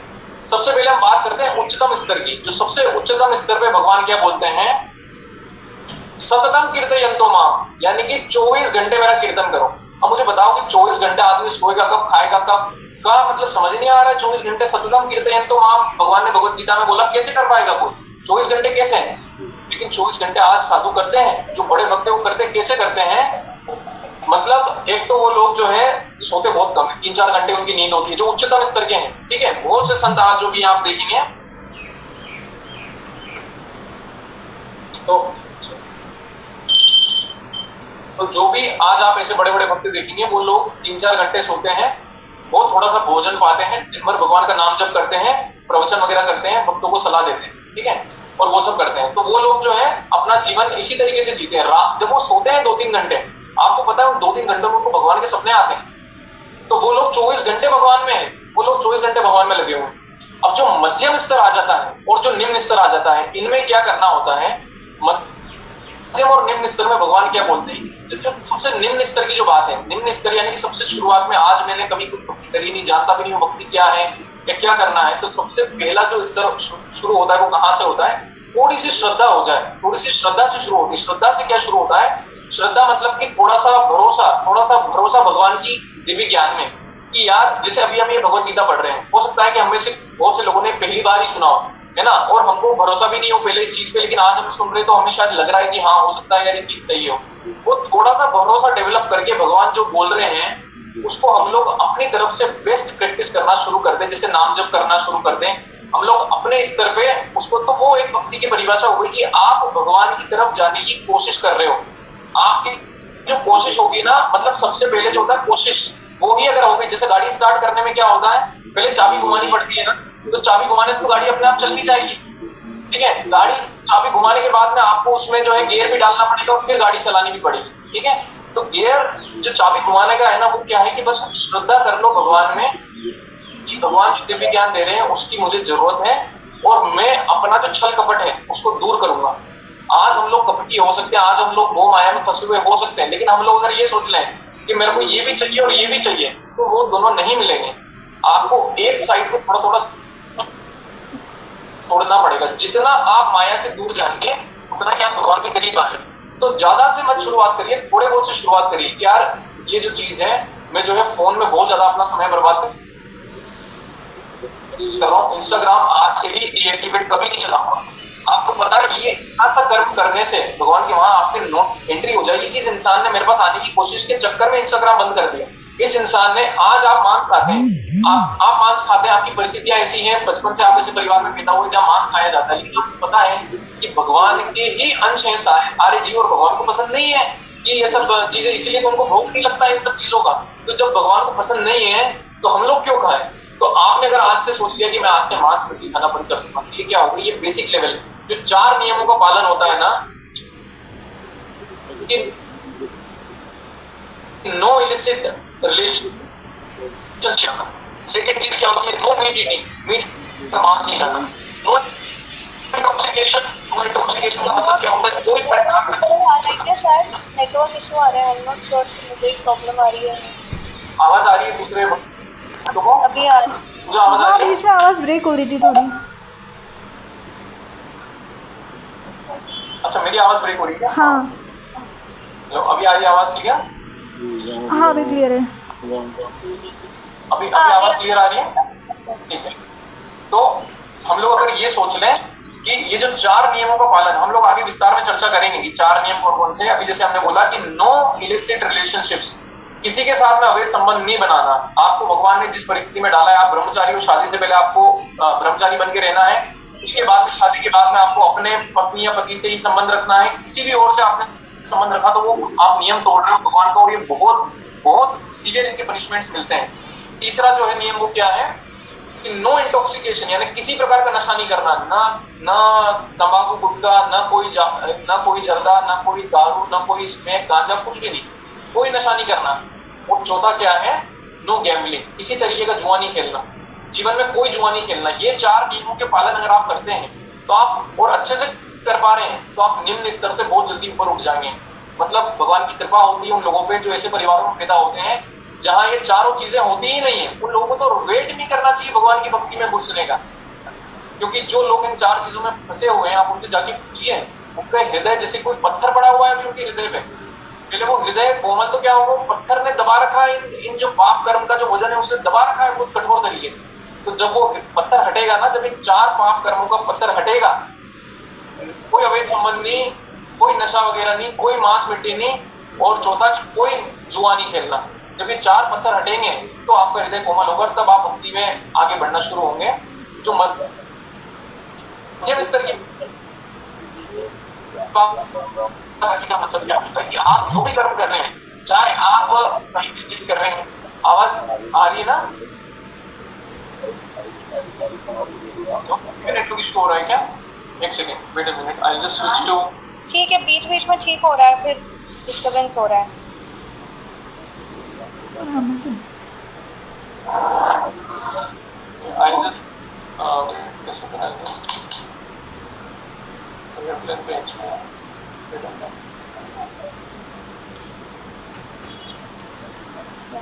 अभी आवाज क्लियर आ रही है क्या? मैं एक्चुअली वीडियो ऑफ कर देता हूँ तो आवाज क्लियर आ रही है। ठीक है, अभी आवाज क्लियर है? हाँ यस। ठीक है, ओके। तो भगवान ने जो ये 4 नियम बताए, इनका पालन करने के बाद में भगवान का नाम जप करने से हम लोग निम्न स्तर से धीरे धीरे ऊपर उठना शुरू होंगे। मध्यम स्तर का आप ये बोल सकते हो कि आप लोग जो है कुछ भी काम भगवान ने आपको बोला हो, आप चाहे कोई गृहस्थ, मतलब आप जो है गृहिणी हो, यानी कि हाउस वाइफ जिसको बोला जाता है, हाउस वाइफ पूरा घर संभालती है। हाउस वाइफ के काम की वजह से ही जो आदमी होते घर के वो काम कर पाते हैं या बाहर से कमा के लग के कुछ आ पाते हैं। और बहुत सी हाउसवाइफ काम करने के साथ साथ ऑफिस में जॉब वगैरह भी करती है, तो उनके पास में क्या होता है, समय थोड़ा कम होता है। और उनको लेकिन क्या सोचना चाहिए कि जो ये हम जो सेवा कर रहे हैं, जैसे हम लोग खाना बना रहे हैं, खाना सभी के घर में बनता है, उस खाने को आप डायरेक्टली मत खाइए, उसको भगवान के लिए पहले प्रसाद बनाइए और फिर सभी लोग ग्रहण कीजिए। तो उससे क्या हो जाएगा कि आपकी जो मेहनत हुई 2 घंटे की, 1.5 घंटे जो आपने तपा है वहां गर्मी में खड़े रहिए, वो क्या हो जाएगा, भगवान की भक्ति हो जाएगी। क्यों भक्ति हो जाएगी भगवान की? क्योंकि आपने भगवान के लिए बनाया, भगवान के लिए बनाया, उसका क्या क्या जो है प्रमाण है कि आपने सबसे पहले उनको खिलाया, भगवान के पास जाके खिलाया, जब भगवान के भोग लगाया उसके बाद पूरे परिवार को खिलाया। तो जब आप ये करेंगे तो धीरे धीरे क्या होगा कि आपका जो है स्तर ऊंचा उठने लगेगा। आप कहीं बिजनेसमैन हैं, आप जो भी पैसा कमाते हैं अपने पैसे का एक अच्छा अंश दान दक्षिणा करिए। कहाँ पे दान करिए, दान कहाँ करना होता है, क्या होता है दान, सही दान किसको बोलते हैं वो भी हम आगे जाके बोलेंगे। लेकिन अभी के लिए हम ये समझ सकते हैं कि आप गोदान से शुरू कर सकते हैं। गाय का जो दान होता है वो बहुत ही ज्यादा पवित्र होता है, और वो मतलब एक भक्त को दान करने के बराबर है, किसी भक्त को दान करने के बराबर या भगवान का मंदिर बनाने के बराबर, इन सब दानों के बराबर में गाय का दान काउंट किया जाता है। तो ये हम लोगों को करना चाहिए। और हम लोग जो भी पैसा कमा रहे हैं वो ये ना समझे कि खाली हमारे भोग विलास के लिए भगवान ने दिया है। जितनी भी हमारी आज कैपेबिलिटीज, यानी हमारी जितनी भी योग्यताएं हैं, ये सभी योग्यताएं भगवान से आती हैं। हमें ये नहीं सोचना चाहिए कि आज मैं मेरे दम पे पैसे कमा रहा हूँ, मैं बहुत इंटेलिजेंट हूँ, मैंने इतनी पढ़ाई करी तब जाके आज इतना पैसा आ रहा है। ये जो ज्ञान देने वाले हैं तो आ जाते हैं कहीं से भी, जो मैंने इतनी मेहनत करी तब आज जाके मेरा बिजनेस खड़ा हुआ है, मेरे को कोई मतलब नहीं तुम्हारी ये जो ज्ञान लेने से। देखिए ये सब लोग ये नहीं जानते हैं कि भगवान अगर एक चुटकी बजा देंगे ना तो आप प्लेट में रखा हुआ खाना आप खा नहीं सकेंगे। वो तो बात दूर की बात है कि भगवान के हाथ में क्या है और आपके हाथ में क्या है। जब भगवान ने एक चुटकी बजा दी तो प्लेट में रखा सामने वाला खाना आदमी खाना आदमी खा नहीं सकता है। कुछ लड़ाई झगड़ा हो गया, हटाओ थाली, मेरे को नहीं खाना, या कोई बीमारी हो गई, सामने खाना पड़ा है, खा नहीं पा रहे। तो ये 3 स्तर होते हैं। जो भी आज अगर आप पहले तो ये पाप कर्म में फंसे हो तो पाप कर्म छोड़ने की तरफ बढ़िए। फिर आपने पाप कर्म छोड़ दिए, उसके बाद में जो भी आप कार्य खिलाफ कर रहे हैं उससे अगर कोई धन का अर्जन होता है तो उस धन को भगवान की भक्ति में लगाइए।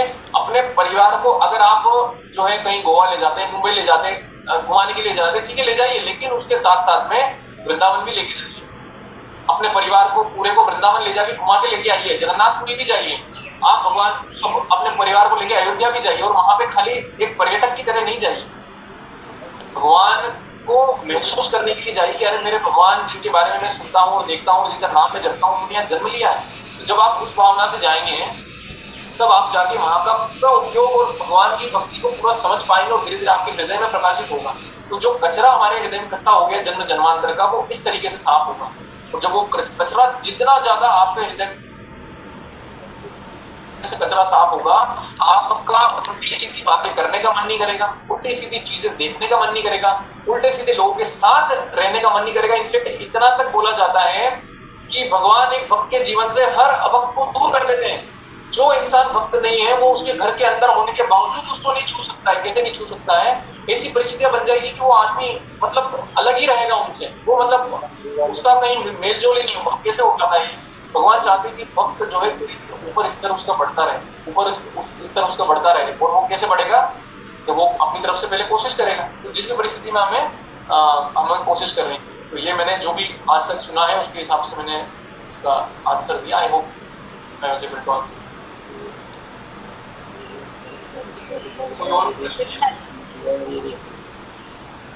Okay. All right. Thank you so much, everyone. आप सभी लोग जाएं उससे पहले मेरी एक प्रार्थना है आपसे कि अगली बार भी हम लोग 12 से 1 12 से 1 का ही हमारा समय रहेगा।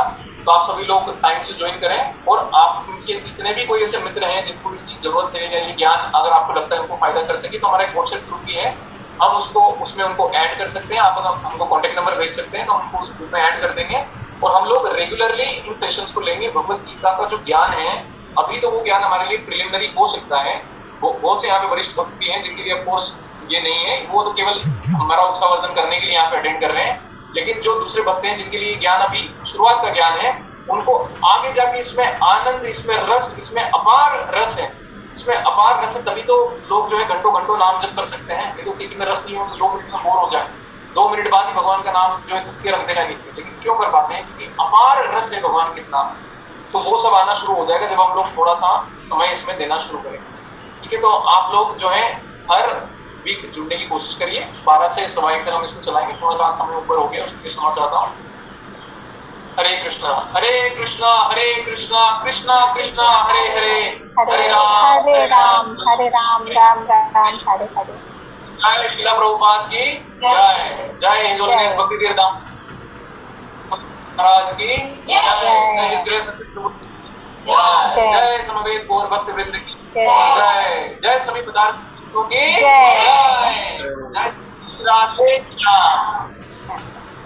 राधा श्याम सुंदर की जय।